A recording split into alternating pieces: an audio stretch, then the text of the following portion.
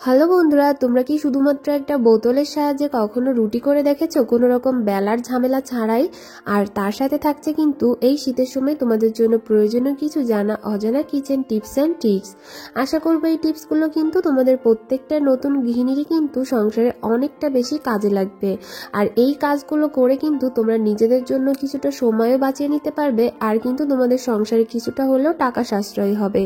তো চলো বন্ধুরা, আজকে তোমাদের জন্য আমার প্রথম কি টিপস থাকছে সেটাই শেয়ার করি।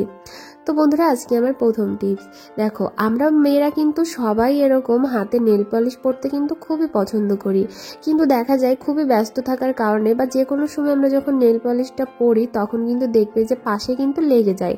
আর এই লেগে গেলে কিন্তু দেখতে একটুও ভালো লাগে না, তারপরে কিন্তু ওঠাতেও কিন্তু অনেকটা প্রবলেম হয়ে থাকে। তো তোমাদের সঙ্গে কিন্তু আজকে ছোট্ট একটা ট্রিক্স আমি তোমাদেরকে শিখিয়ে দেবো, কিভাবে তোমরা নেল পলিশটা পরলে তোমাদের কিন্তু নখের আশেপাশে কিন্তু একটু নেল পলিশ লাগবে না। তো এখানে দেখো আমি সামান্য পরিমাণে একটু ভ্যাসলিন নিয়ে নিয়েছি, আর ভ্যাসলিনটা জাস্ট দেখো আমি এই যেখানে নেল পলিশটা দিব নখের চারিপাশ দিয়ে কিন্তু আমি লাগিয়ে নিচ্ছি। তো বন্ধুরা, তোমরা একটু খেয়াল রাখবে যেন নখে কোনোভাবে ভ্যাসলিনটা না লাগে, তাহলে কিন্তু নেল পালিশটাই কিন্তু নখে লাগবে না। তো সেইভাবে তোমরা একটু খেয়াল রাখবে যে নখের চারিপাশটাই দেবে, ভিতরে না। তো এবার দেখো আমি যখন নেল পালিশটা পরছি আমার কিন্তু চারিপাশে কিন্তু তোমার নেল পালিশটা কিন্তু লাগছে, কিন্তু সেটা কিন্তু একেবারেই আমার এই যে আমি ভ্যাসলিনটা দিয়েছি তার কারণে কিন্তু আমার এই যে পাশের সাইডে যে চামড়াটা আছে সেখানে কিন্তু একেবারেই লেগে যাচ্ছে না। কারণ ভ্যাসলিন তো একটু তেল তেলে হয়ে থাকে, তার কারণে কিন্তু নেল পালিশটা দেখো আমি উপরেও কিন্তু তোমাদেরকে দিয়ে দেখিয়ে দিলাম যে কোনোভাবে কিন্তু লাগবে না। আশা করবো টিপসটি তোমাদের উপকারে আসবে। তারপর চলে যাব পরবর্তী টিপসে। তো বন্ধুরা, এবারে টিপস হবে দেখো এই যে চিরুনিগুলো থাকে, আমরা রোজ তো চিরুনি দিয়েই থাকি, আর আমাদের মাথার চুল কিন্তু এরকম করে উঠেই থাকে। তো চুল যখন উঠে যায় তখন কিন্তু দেখবে যে এই চুলগুলো আমরা কোথায় রাখবো সাথে সাথে আমরা কিন্তু বুঝতে পারি না। তো অনেক সময় আছে আমরা যেখানে সেখানে কিন্তু ফেলে দিয়ে থাকি। তো তোমাদেরকে আজকে একটা টিপস শেয়ার করব তোমাদের সঙ্গে, কিভাবে তোমরা মাথায় চিরুনিটা দিয়েই তোমরা খুব সহজে এই চুলগুলোকে সুন্দরভাবে রাখতে পারবে। তো তার জন্য তোমাদেরকে যে কাজটা করতে হবে, দেখো আমাদের ঘরে কিন্তু তোমার টিস্যুর যে খালি প্যাকেটগুলো থাকে এগুলো কিন্তু আমরা কিন্তু ফেলে দিয়ে থাকি। তো এরকম টিস্যুর প্যাকেটগুলোর ভিতরে কিন্তু আমরা দেখো এইভাবে কিন্তু চুলগুলোকে রেখে দিতে পারি। তো আমাদের ঘরে যে ড্রেসিং টেবিলটা থাকে সেটার উপরেও যদি আমরা এইভাবে রেখে দিই তাহলে কিন্তু বোঝার কোনো উপায় নেই যে এটার ভিতরে কিন্তু চুল রাখা আছে। এটা দেখে কিন্তু মনে হবে যে একটা টিস্যু বক্স, তো দেখতেও একেবারে খারাপ লাগবে না। আর ঝটপট কিন্তু আমরা মাথায় চিরুনিটা দিয়ে চিরুনির থেকে চুলটা ছাড়িয়ে কিন্তু আমরা এইভাবে টিস্যু বক্সের ভিতর কিন্তু রেখে দিতে পারি। তো দেখবে দেখতেও কতটা গোছানো লাগবে। আর কখনোই তোমরা ভুল করেও টিস্যু পেপারের প্যাকেটটা কিন্তু ফেলে দিও না। তো চলো বন্ধুরা, তারপর চলে যাব পরবর্তী টিপসে। তো এবারে টিপস হবে দেখো এই যে আমরা যখন দুধ জাল দিয়ে থাকি এরকম গ্যাস ওভেনে, তখন অনেক সময় দেখা যায় ভুলবশত কিন্তু দুধটা কিন্তু উতলে পড়ে যেতে পারে। তো কি করলে তোমাদের দুধটা আর উতলে পড়ে যাবে না সেরকম একটা টিপস তোমাদের সঙ্গে শেয়ার করব।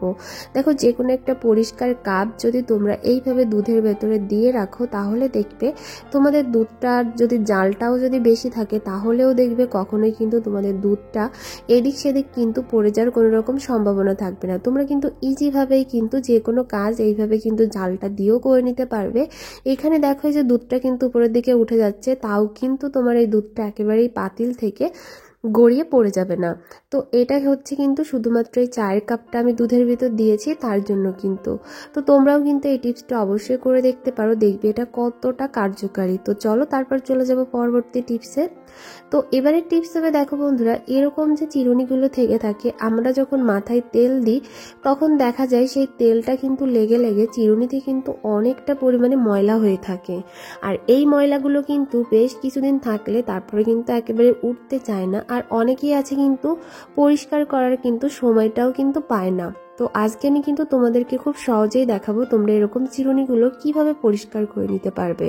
তো এখানে দেখো প্রথমে দিয়ে দিয়েছি আমি হচ্ছে সামান্য পরিমাণে তোমার ভিনেগার, তারপরে দিয়ে দিয়েছি হচ্ছে কিছুটা পরিমাণে বেকিং সোডা, আর এবার দিয়ে দিচ্ছি দেখো এখানে যে সার্ফ এক্সেল আছে সেখান থেকে আমি মোট কথা হচ্ছে জামা কাপড় কাচা যে ডিটারজেন্টটা তোমাদের ঘরে থাকবে সেখান থেকে একটু পরিমাণে ডিটারজেন্ট তোমরা কিন্তু এইভাবে দিয়ে দিতে পারো।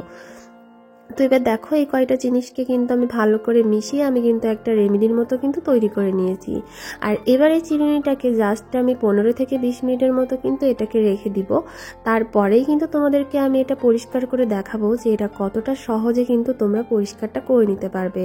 আর তেলটাও কিন্তু বন্ধুরা যে কোনো ক্ষেত্রে কিন্তু তেলটা একেবারে যেতে চায় না। তো সেই ক্ষেত্রে কিন্তু তোমরা যদি এরকম ভিনেগার, বেকিং সোডা, তারপরে কিন্তু এরকম যদি একটু ডিটারজেন্ট দিয়ে ভিজিয়ে রাখো, তাহলে দেখো আমি জাস্ট এই যে নেটটা নিয়েছি এটা দিয়ে একটু ডলা দিয়েছি, দেখো কতটা সুন্দর কিন্তু উঠে গিয়েছে। এখানে কিন্তু তোমাদের বিরাশটা দেওয়ারও কিন্তু কোনো রকম কোনো প্রয়োজন হচ্ছে না, জাস্ট এরকম নেটটা দিয়েই কিন্তু তোমরা ডলা দিয়ে উঠিয়ে নিতে পারবে। দেখো কতটা সুন্দর নতুনের মতো চকচকে হয়ে গিয়েছে। আর আমাদের চিরুনিতে কিন্তু এরকম ময়লা হতেই পারে, যেহেতু যারা বাইরে দেখবে যে বেশি ঘোরাঘুরি করে বা হচ্ছে যারা মাথায় একটু বেশি পরিমাণে তেল দেয়, দেখবে যে তাদের চিরুনি কিন্তু একটু বেশি পরিমাণে ময়লা হয়ে থাকে। তো সেইভাবে তোমরা যদি চিরুনিটা এইভাবে পরিষ্কার করে নাও, তাহলে দেখবে কতটা সহজে কিন্তু তোমাদের চিরুনিটা একেবারে পরিষ্কার হয়ে যাবে। আর এইভাবে পরিষ্কার করতে কিন্তু তোমাদের একটুও কোনো রকম কষ্ট হবে না। তখন ধরে এখানে কিন্তু আমি কোনো রকম গরম জলও কিন্তু ব্যবহার করি নাই। তো জাস্ট এই কয়টা জিনিস দিয়ে আমি একটু ভিজিয়ে রেখে দিয়েছিলাম, তারপরে এরকম একটা নেটের সাহায্যে কিন্তু আমি খুব সুন্দর করে চিরুনিগুলোকে কিন্তু পরিষ্কার করে নিচ্ছি। এইভাবে কিন্তু তোমরা যে কোনো ধরনের চিরুনি যদি পরিষ্কার করো, দেখবে যে কতটা সুন্দর চকচকে ঝকঝকে হয়ে যাবে। আমি কিন্তু তোমাদেরকে দেখিয়েও দেব যে আমার চিরুনিটা কতটা সুন্দর পরিষ্কার হয়ে গিয়েছে। তো বন্ধুরা তোমরা তো দেখতেই পাচ্ছ যে দেখো এখানে জলটা কতটা নোংরা হয়ে গিয়েছে, কারণ ময়লা কিন্তু সবই উঠে গিয়েছে। তো চলো তোমাদেরকে একটু আমি চিরুনিটা ভালো করে ধুয়ে তারপরে কিন্তু তোমাদেরকে একটু দেখিয়ে দিই। তো দেখো কতটা নতুনের মতো চকচকে হয়ে গিয়েছে। আগে চিরুনিটা কেমন ছিল আর এখন কেমন হয়েছে। আশা করব টিপসটি তোমাদের একটু হলেও উপকারে আসবে। তারপর চলে যাব পরবর্তী টিপসে। তো এবারে টিপস হবে, দেখো আমরা কিন্তু অনেক নতুন গৃহিণীরা আছি যারা যাদের যদি ডিমটা বাছতে দেওয়া হয়, সেদ্ধ ডিম, তাই দেখবে যে ডিমের কিন্তু খোসাটা ঠিকঠাক মতো কিন্তু তুলতে পারে না। তো আজকে কিন্তু আমি তোমাদের জন্য খুবই সহজ একটা ট্রিক্স নিয়ে এসেছি, কিভাবে তোমরা একটা চামচের সাহায্যে বন্ধুরা ডিমের খোসা ছাড়িয়ে নিতে পারবে। তো দেখো এখানে আমি একটা চামচ নিয়ে নিয়েছি, আর ডিমের উপরের থেকে একটু যে একটা পাতলা লেয়ার থাকে সেটার থেকে আমি তুলে তারপরে দেখো চামচটাকে আস্তে করে এইভাবে ঢুকিয়ে দিচ্ছি। আর এইভাবে ঢুকিয়ে দেওয়ার ফলে দেখো কত দ্রুত দেখো তোমার ডিমটার খোসাটা একেবারে ছাড়িয়ে নিতে পেরেছি। আর এইভাবে ডিমের খোসা তুললে কিন্তু তোমাদের ডিমটা কিন্তু খোসার সঙ্গে একেবারে লেগে যাবে না, আর খুব সহজেই কিন্তু তোমরা ডিমের খোসাটা উঠিয়ে নিতে পারবে। চলে গেলাম এবার পরবর্তী টিপসে। বন্ধুরা এবারে টিপস হবে আমরা একটা বোতলের সাহায্যে কিভাবে আমরা অনেকগুলো রুটি করে নিতে পারবো আর কোনো রকম বেলুন চাকি ছাড়াই। তো এখানে দেখো আমি একটা বোতল নিয়ে নিয়েছিলাম। এটা ছিল হচ্ছে তোমার যে কোনো পেপসি বা কোক, যে কোনো ধরনের তোমরা বোতল নিয়ে নিতে পারো, সেটা ছোট হোক বা বড় হোক। তারপরে কি করবে, বোতলের যে মুখটা আছে সেটাকে দেখো এইভাবে কিন্তু একটু ছিদ্র করে নিতে হবে। তো অবশ্যই একটু বড় ছিদ্র করে নিতে হবে। দেখো আমি যেরকম ছিদ্র করেছি সেরকম কিন্তু ছিদ্রটা করে নিতে হবে। তারপরে এখানে দেখো আমি একটা বাটিতে কিন্তু তোমার আটা নিয়ে নিয়েছি পরিমাণ মতো। তো এবার কিন্তু আমি একটু পরিমাণে লবণও দিয়ে দিচ্ছি এখানে।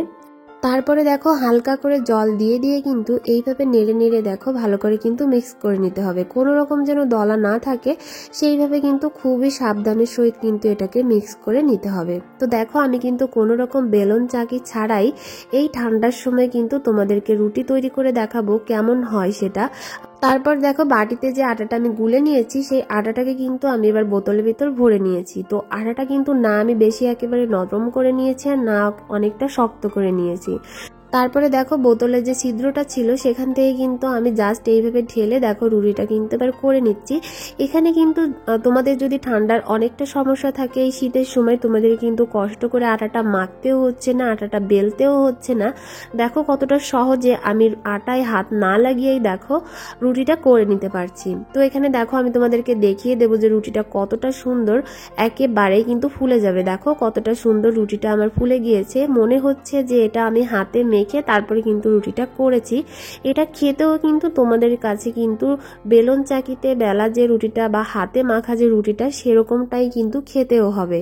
তো তোমাদেরকে আমি একটু ছিঁড়ে দেখাই, দেখো কতটা নরম তুলতুলে হয়েছে রুটিটা আর কতটা সুন্দরভাবে হয়েছে।